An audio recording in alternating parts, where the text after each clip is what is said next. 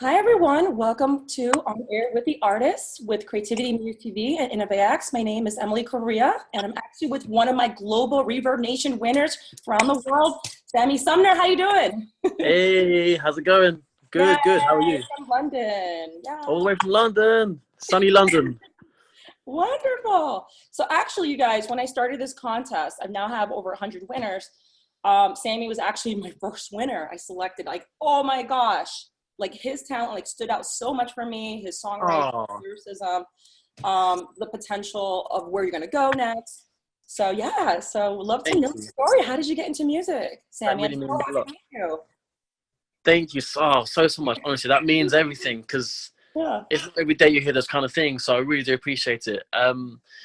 Music, I know it's cliche, but I've been doing it forever. So I think I was 5 or 6 when I had piano lessons, and I started from there. My mum would always say the story was that my sister did it first, so I just had to do it as well. You know how siblings are. And then from there I just kind of took off and kept going with it. Singing and writing songs came a bit later, probably in my early teens, kind of 11, 12, started to write and started to sing. Then I started to play saxophone, and I've got one song on the album that has some saxophone on it too. Saxophone. Yeah. I'm gonna do more on my next album, much more saxophone. But on the first one, there's only one track. And then after college, just kept writing and gigging. And then I actually took some time out. I was on the cruise ships for a bit, playing and singing on cruise ships, which is great because I got good performance practice and confidence practice and all that stuff that you just have to build as well as your actual craft. You need that stuff too, obviously. And then from then I've just been continuing on with it, and I released my album last year. Actually no, it was 2 years ago now. It's gone so quick because obviously there have been ups and downs, and I'm still going and still trying, but I wanted to just put something out there in the meantime because I had so much to say and had all these songs that I had ready. So and here we are, and I'm actually almost finished my second one, which will be out later this year. And there's more planned, more videos, much more social media, much more kind of stepping it up, which I have to do. So yeah, it's all. So like you do a lot of different things. You write your songs. You do the piano. You do the saxophone. Yeah. You produce your music, I believe. Yeah. Wow. Yeah. Some of my music has been co-produced, but you know most of it is on my own. And at least if I do co-produce it, the kind of nucleus is from me, and then it kind of goes from there with some other people. So yeah. So tell me about like your first song. Like, what was the first song that you decided like this would be in your EP, and how was that process? I remember it was back in the days of MySpace. God, it's a long time ago now. When MySpace was really big, and at that time I was writing a lot of sad songs. The place I was in or whatever was happening, and there was just suddenly it clicked, and I was actually on the cruise ships at the time, and I wrote "Can I Get to Know You," which is on this album, and that's the first song I wrote from this album, the first album, and it just came out of nowhere. I was sitting down on the piano practicing, and the whole song kind of gave birth to itself, because I have to be honest with you, a lot of my songs, I don't remember writing them. They just kind of happen very quickly and organically. If you're sitting down and jamming and playing piano, it's a weird one. So that one especially was the start of this kind of new vibe of like upbeat stuff. And then from there, I kept writing and finished the album. So yeah, it was good. How would you describe like the genre of your music for everybody? That's a hard question. People always ask that. It's hard to answer. It's definitely pop music. I wouldn't say otherwise. It's pop music. Lots of soul, disco, R&B stuff on it as well. And there's even a couple of more indie type stuff. But overall it's pop. It's kind of accessible to a lot of people. So okay, so you kind of go with the flow, and because you have a lot of different music influences. Like who are? Yeah. You said Michael Jackson. Of course. I mean, I think that goes without saying. But, you know, if you hear my stuff as well, I mean, it's kind of obvious. But, yeah, I mean, Prince, Lionel Richie, a lot of classic singer-songwriters like Elton John. So much. And also, I love jazz and smooth jazz. And some of the artists that are not necessarily that famous, but really love that kind of genre. Foreplay, Rippingtons, all that. So much stuff like that I'm into in that sort of style. So, yeah, all sorts, really. Now, how is the music scene in London? Because I do have a lot of the winners from London. You guys are so talented there. Like, oh my God. From London. Yeah. I'm like, Yeah. maybe because the Beatles, from there, and Yeah. thing, and I don't know, but I love Amy Winehouse, and just on. Yeah. Like, so how is the music scene in London? How would you describe that compared to the US or Yeah. New York? It's cool. There's a lot going on, but in the years that I've been gigging, unfortunately, a lot of places that I used to play and open mic nights have closed down and stopped. And there's a lot of stuff happening where they're building a lot of flats and infrastructure and new places everywhere. But then a lot of the places where I used to be able to play and open mic nights have gone, and there is much less of it for the grassroots, I would say, than when I started. There still is a lot out there, but there probably, I would say, is a bit less.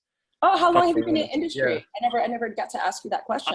See, it's embarrassing because by now I should be much more popular. No, I'm joking. I'd probably say 7 years, 6, 7 years. Yeah. That's pretty good. I would think like much longer. That's pretty good. That's like kind of where you're just gonna like boom, Yeah. Well, in terms of taking it seriously, in terms of I've definitely been writing for longer, but in terms of taking it seriously and really pushing and stuff like that, then I would say, yeah. So do you do any collaborations? I mean, what is your process of production? Yeah, I do. Actually, my brother has co-produced a lot of some of the stuff on the album. Yeah, and he's really good. He's got a different mind to me completely because he's come from a rock kind of indie background more than I have. So sometimes we'll sit down and I play him something and we'll collaborate on an idea.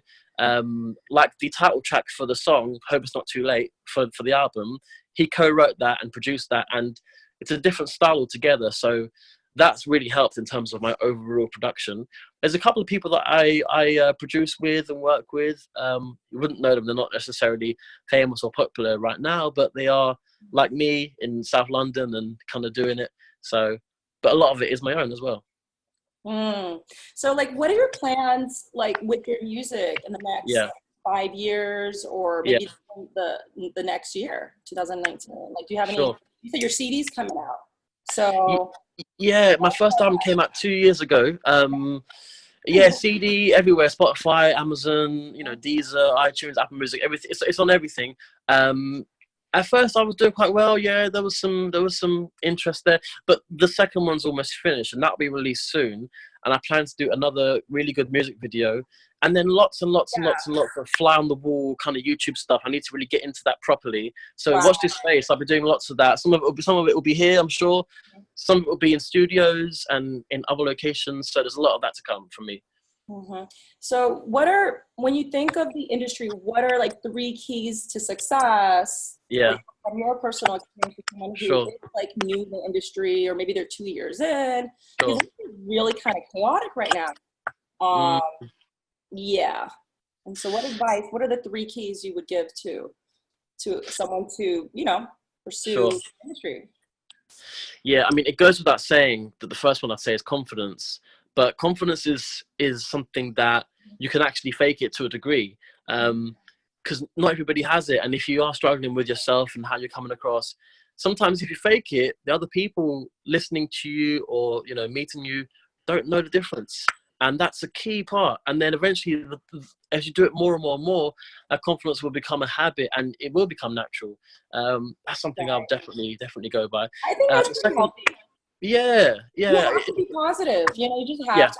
I think having confidence and just going after your dreams. I mean, I'm an artist. Absolutely. You got to be positive. It's just about being positive, and like that will attract the right people. They'll see that. Absolutely. Yeah. Oh yeah. And that's probably the second one. You probably took me there yourself, but it is actually positivity and happiness. And if you don't love it and really love it, I don't think you'll get anywhere actually, because I think it's really obvious if you do it and not love it, or for the sake of it, or for the money per se. Obviously there are riches to be had and we all want the peace, but at the same time it's the love that starts you there. So you have to love it. You have to absolutely get up in the morning and be prepared to put the practice in. If you go to work like myself, trying to get up a little bit earlier before work and practice before work and after work and all that you have to do that kind of stuff. You have to stay up sometimes and mix and produce to the early hours if need be. You have to love it to actually have that energy, because that energy can't be faked, I believe. It's Not like so much if you yeah. absolutely, it's like if you go in the gym and you don't have the love for it, after a few weeks you stop going, or a few months. Same thing, I feel. So yeah. And what is your third one? Third one, I would say is originality, which might be strange because these days there's not a lot of it. I'd say originality is the third one. Yep. I mean, there's not too much of it lately, but if you look in history, the ones that are going down in history, the ones that are going to be spoken about in 50 years' time, are so original to each other and to others around them. So we've mentioned some already, Michael Jackson, Prince, you know, and if you talk about people that will go down in history, right, they are so original, and that's for a reason. You also mentioned Amy Winehouse and people like that. There are a lot's going on, lots of music every day. There's thousands of songs being released, I'm sure, but it's the original ones that will stand up, I feel. Yeah, I completely agree with that. Like an artist,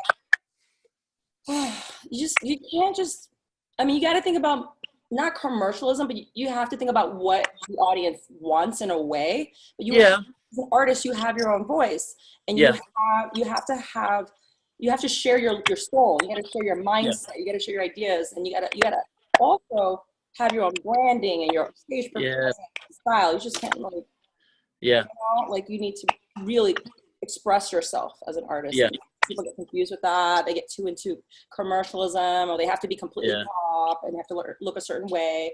So I totally agree with the artists that like Michael Jackson and Prince. Oh my gosh, Stevie Wonder.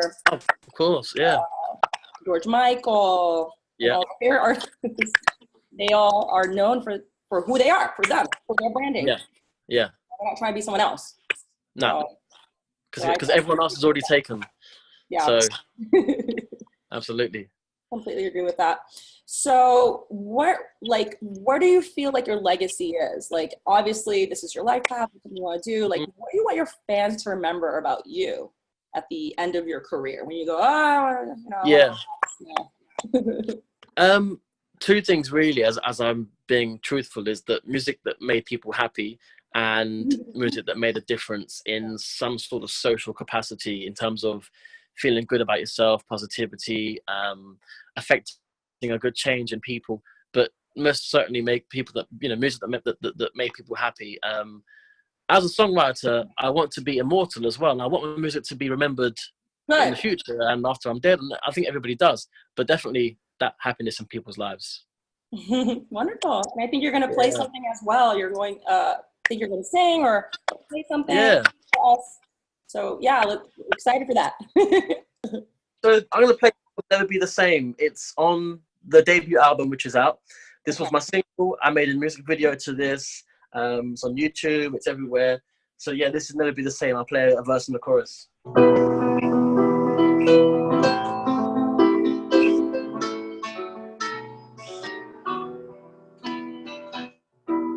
Rising like the sun, you came, brighten up my every day. Suddenly you went away, and all I have are memories. Checking in the lost and found, but there was no one else around. Just a picture of myself before. All the mistakes I had made, trying to play the silly games of a man who's always wanted more. I left that man behind. There's no way I'll be turning back. When you came into my life, took me so long to understand. Because of you, will never be the same. Never be the same. Never be the same. Because of you, never be the same. Never be the same.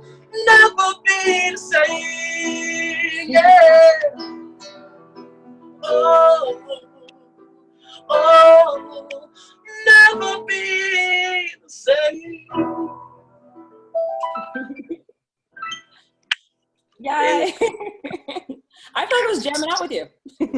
Yeah, I could have kept going. All right. I mean, I haven't sung today, so that was good for me to just sing some and get the cobwebs off. So that's cool. Thank you for that. That's fantastic. So Thank what you is so your much. social media? How can people find you?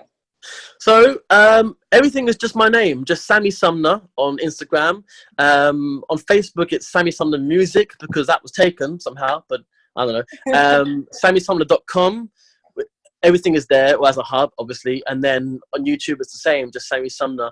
Good marketing. Yeah, thank you. Wonderful. And there'll be much more to come. New album, new videos, everything. Yes, love it. Thank you. Yeah, so that's On Air with the Artist with Sami Sumner.